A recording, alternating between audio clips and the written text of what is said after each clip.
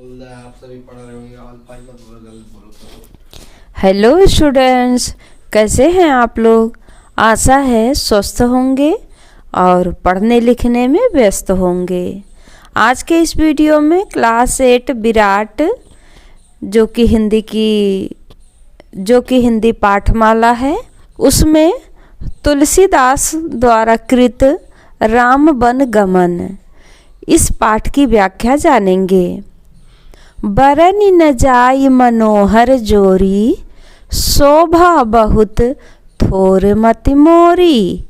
राम लखन सिय सुंदरताई, सब चितवहीं चित मन मति लाई। कवि तुलसीदास जी कहते हैं कि उस मनोहर जोड़ी का, कौन सी जोड़ी, राम लक्ष्मण सीता के, उस मनोहर जोड़ी का वर्णन नहीं किया जा सकता, क्योंकि शोभा बहुत अधिक है और मेरी बुद्धि थोड़ी है। राम लखन सिय सुंदरताई, सब चित वहीं चित मन मति लाई। श्री राम लक्ष्मण और सीता जी की सुंदरता को सब लोग मन, चित्त और बुद्धि तीनों लगाकर देख रहे हैं। आगे देखिए। थके नारी नर प्रेम पियासे, मनहु मृगी मृग देख दिया से। सीय समीप ग्राम तिय जाहि, पूछत अति स्नेह सकुचाही। कवि कहते हैं, प्रेम के प्यासे वे गांव के लोग जो राम लक्ष्मण सीता को वन में जाते हुए देख रहे थे, उनके बारे में कह रहे हैं। प्रेम के प्यासे स्त्री पुरुष इनके सौंदर्य माधुर्य की छटा को देखकर, इनके किनके, राम लक्ष्मण सीता के, ऐसे चकित रह गए कि जैसे दीपक को देखकर हिरनी और हिरन निस्तब्ध रह जाते हैं। मनहु मृगी मृग देख दिया से। आगे कहते हैं, सीय समीप ग्राम तिय जाहि, पूछत अति स्नेह सकुचाही। ग्राम तिय कौन है? ग्राम की स्त्रियां। गांव की स्त्रियां सीता जी के पास जाती हैं, परंतु अत्यंत स्नेह के कारण, अत्यंत स्नेह के कारण पूछते सकुचाती हैं, पूछने में संकोच होता है। बार बार सब लागहि पाए, कहीं बचन मृदु सरल सुभाए। राजकुमारी विनय हम करहीं, तिय सुभाय कछु पूछत डरहीं। बार बार सब लागहि पाए यानी पैर पड़ना। बार बार सब उनके पांव लगती और सहज ही सीधे साधे कोमल वचन कहती हैं। कहाँ वचन मृदु सरल सुभाए, सहज ही सीधे साधे कोमल वचन कहती हैं। राजकुमार विनय हम करहीं, तिय सुभाए कछु पूछत डरहीं। हे राजकुमारी, हम विनती करती हैं, कुछ निवेदन करना चाहती हैं, परंतु स्त्री स्वभाव के कारण, तिय स्वभाव कछु पूछत डरहीं, परंतु स्त्री स्वभाव के कारण कुछ पूछते हुए डरती हैं। आगे देखिए क्या कह रही हैं। स्वामिन अभिनय क्षम भी हमारी, बिलगु न मानब जानी गंवारी। राजकुंवर दो सहज सलोने, इन ते लही दुति मरकत सोने।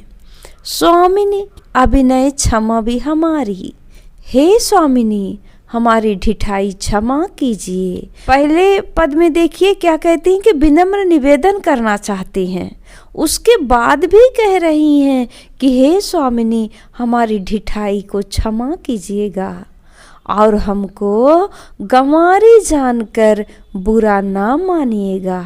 यानी विनम्र निवेदन तो कर ही रही हैं, उसमें भी गलती से यदि आपको कुछ बुरा लग जाएगा तो उसे बुरा मत मानिएगा। फिर कहती हैं, राजकुंवर दो सहज सलोने, इन ते लही दुति मरकत सोने। ये दोनों राजकुमार कौन है? राम और लक्ष्मण स्वभाव से ही लावण्यमय अर्थात परम सुंदर है। मरकत मणि अर्थात पन्ना और स्वर्ण ने कांति अर्थात चमक इन्हीं से पाई है। आगे कह रही हैं, श्यामल गौर किशोर बर सुंदर सुषमा ऐन, सरद सरबरी नाथ मुख सरद सरोरुह नैन। श्यामल गौर किशोर बर, श्याम और गौर वर्ण है, सुंदर किशोर अवस्था है। दोनों ही परम सुंदर और शोभा के धाम हैं। सरद सरबरी नाथ मुख सरद सरोरुह नैन। तुलसीदास जी उन गांव की स्त्रियों के मुंह से कहलवाते हैं कि शरद पूर्णिमा के समान इनके मुख और शरद ऋतु के कमल के समान इनके नेत्र हैं। आगे कह रहे हैं, कोटि मनोज लजावनिहारे, सुमखी कहूँ का आहे तुम्हारे। सुनि स्नेह मय मंजुल बानी, सकुची सिय मन महु मुस्कानी। गांव की स्त्रियां कहती हैं कि हे सुमुखी, कहो तो अपनी सुंदरता से करोड़ों कामदेवों को लजाने वाले ये तुम्हारे कौन हैं? मखी कहूँ का आही तुम्हारे। फिर आगे कहते हैं, सुनि स्नेह मय मंजुल बानी, सकुची सिय मन महु मुस्कानी। उनकी ऐसी प्रेममयी सुंदर वाणी सुनकर सीता जी सकुचा गईं और मन ही मन मुस्कुराई। तिनहि बिलोकति धरनी, तुह सकोच सकुचित बरबरनी। सकुच सप्रेम बाल मृग नयनी, बोली मधुर बचन पिक बयनी। तिनहि बिलोकति धरनी, तिनहि यानी उन्हें, उत्तम अर्थात गोरे रंग वाली सीता जी उनको देखकर, उनको किसको? लक्ष्मण को संकोच बस पृथ्वी की ओर देखती हैं। वे दोनों ओर के संकोच से संकुचा रही हैं। दुह सकोच सकुचित बरबरनी, दोनों ओर के संकोच से कि बताएं या ना बताएं, अर्थात ना बताने में गांव की स्त्रियों को दुख होने का संकोच है और बताने में लज्जा रूप संकोच है। दोनों ओर से संकुचा रही हैं। सकुच सप्रेम बाल मृग नयनी, हिरण के बच्चे के समान नेत्र वाली और कोयल की सी बाणी वाली सीता जी मधुर स्वर में बोली। सहज सुभाय सुभगतन गोरे, नाम लखनु लघु देवर मोरे। बहुरी बदन विधु अंचल ढाकी, पियतन चितई भौरी करी बाकी। कहती हैं, सहज सुभाय सुभगतन गोरे, ये जो सहज स्वभाव सुंदर और गोरे शरीर के हैं। नाम लखनु लघु देवर मोरे, उनका नाम लक्ष्मण है और ये मेरे छोटे देवर हैं।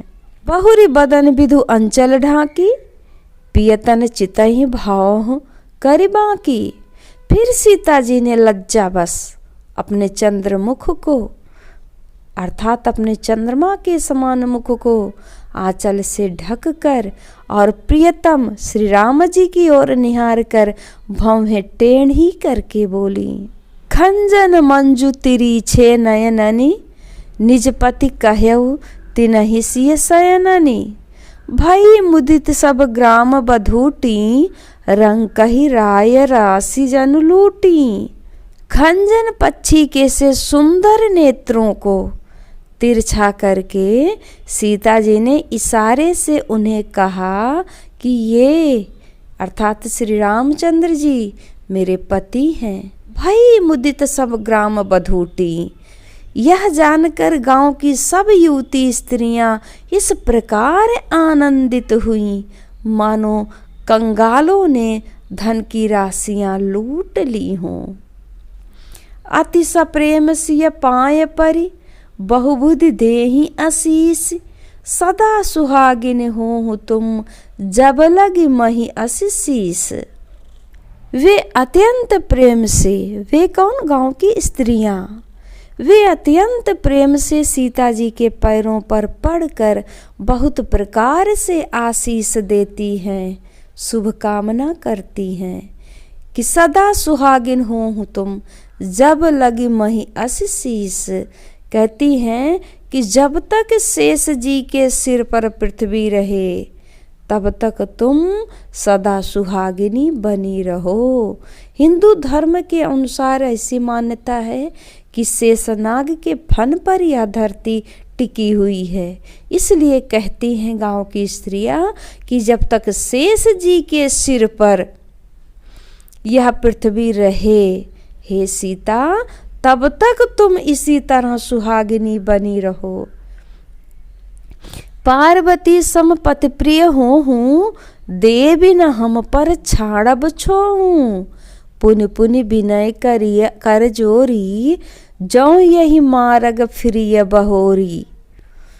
और आगे कहती हैं, और पार्वती के समान अपने पति की प्यारी हो।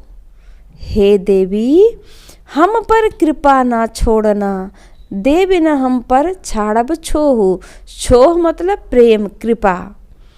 कहती हैं हे देवी, हम पर कृपा ना छोड़ना, अर्थात बनाए रखना। पुन पुन विनय करिय कर जोरी, पुन पुन बार बार, जौ यही मार्ग फिरिय बहोरी।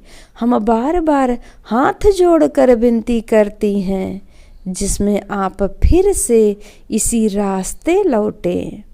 दर्शन देव जान निज दासी, लखी सिंह सब प्रेम पियासी। मधुर वचन कही कही परितोषी, जनु कुमुदनी कौमुदी पोसी। और हमें अपनी दासी जानकर, दर्शन देव जानू निज दासी, निज अपनी स्वयं की, और हमें अपनी दासी जानकर दर्शन दे। सीता जी ने उन सबको प्रेम की प्यासी देखा और मधुर वचन कह कह कर उनका भली भांति संतोष किया। मधुर वचन कही कही परितोषी, मानो चांदनी ने जनु कुमुदनी कौमुदी पोसी। तुलसीदास जी कह रहे हैं कि मानो चांदनी ने कुमुदिनियों को खिलाकर पुष्ट कर दिया हो। सीता ने इस तरह से मधुर वचन से उन गांव की स्त्रियों को संतोष दिलाया। अब वहीं लखन रघुबर रुख जानी, रुख यानी इशारा, रघुबर कौन है? श्री राम।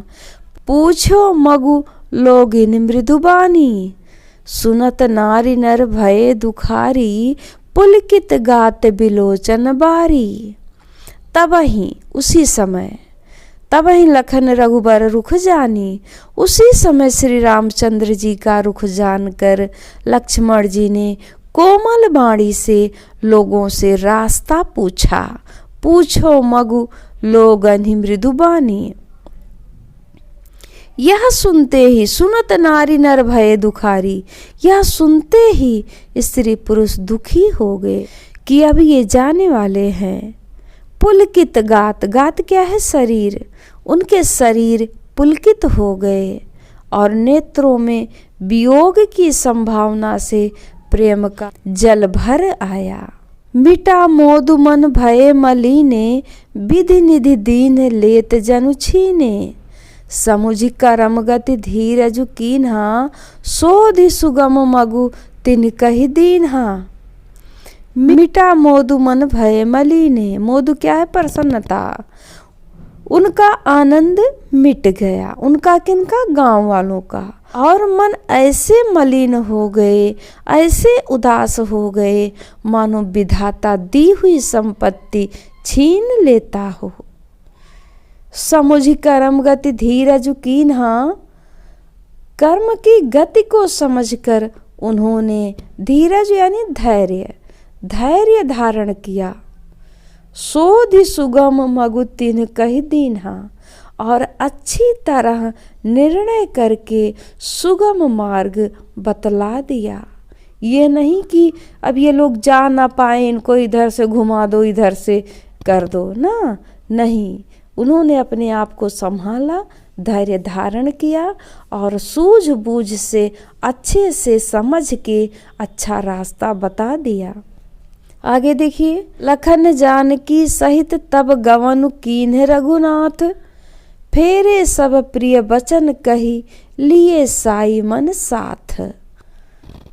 तब लक्ष्मण जी और जानकी जी सहित श्री रघुनाथ जी ने गमन किया और सब लोगों को प्रिय वचन कहकर लौटाया। फेरे यानी वापस किए, किंतु उनके मनों को अपने साथ ही लगा लिया। लोग तो वापस चले आए, लेकिन लोगों के मन उस सुंदर जोड़ी के साथ ही चला गया।